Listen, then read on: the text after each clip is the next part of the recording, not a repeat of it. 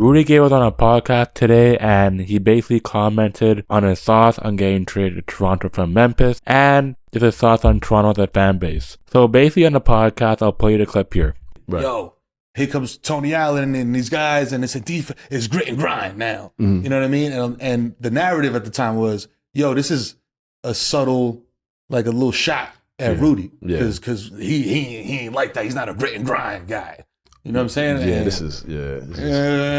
So, like organizationally, that was some goofy shit. But like, like did that bother you? Did that? You can speak to that. Like, yo, you know how it is. Like when organizations make a decision, they don't always stand on it. Like, you know, they create narratives to make it seem like you don't want to be a part of us. You know what I'm saying? But like all those dudes, like I was just at Marc Gasol's jersey retirement. Like, yo, like you build a bond with each other. Like, nah, they're my brothers forever. So like I never had any ill will. You know, I would have loved to sit there and see what we could do. Like I talk about it all the time with Mike. Like what we probably could have did if I would have stayed, but.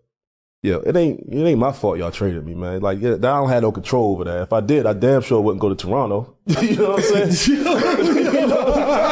So it's like, I think I wanted to go to Toronto, man. Like, I think so. You know, it's another situation. Like, the dudes that was there, like, they're my brothers too. But it's like, yo, like, man, if I want to get traded, why the fuck would I go to Toronto? Send me to Miami. Right. So basically on the podcast, he said, it ain't my fault they traded me, man. I have no control over that. And if it did a damn thing, I wouldn't go to Toronto. You would think I'd want to go to Toronto. If I were to get traded, why the fuck would I go to Toronto? Because honestly, I think Rudy Gay is just saying that, oh, Toronto's not really a good fan base. If you're Rudy Gay, why Memphis traded you was because you're on a long-term contract and you were due for a contract extension in the next 1 or 2 years, whenever the trade was. And for Toronto, ever since they made the Rudy Gay trade, they got so much better. Like, for example, in that Rudy Gay trade, I'm pretty sure they got back guys from Sacramento Kings, like guys like Chuck Hayes, Grizzlies Vasquez was a good backup point guard, Patrick Patterson, you had a couple picks, I think. Like, it was a very good trade for the Raptors to even do, and even considering it, I think I would give Masai very much props for it, because most GMs don't do that right away. So, I don't understand Rudy Gay saying he wouldn't want to go to Toronto. Rudy Gay, at the end of the day, you know, he's not even a superstar like that. And look at him in the NBA now. Like, he's basically a role player. He's not, like, where he was before. If he didn't get injured, I don't know where he'd be now. If you're Toronto and you're looking at this, should this really scare you or should this not? Because at the end of the day, for superstars for Toronto, you can't really get a lot of players. You have to either do it through trade, which they've done, or through a draft. But signing free agent guys for Toronto, it doesn't really go well. If you're Rudy Gay and you're thinking this, from a Raptors standpoint, you shouldn't really care. But the team is still in the right direction.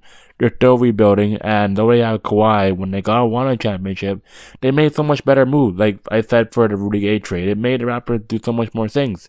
Because you had young guys, you had other pieces to go off of, and then you added Rudy Gay there to give you like another scoring punch, so it didn't work. Once Kyle and DeMar are done, you basically brought in new talent, and you traded DeMar for Kawhi after.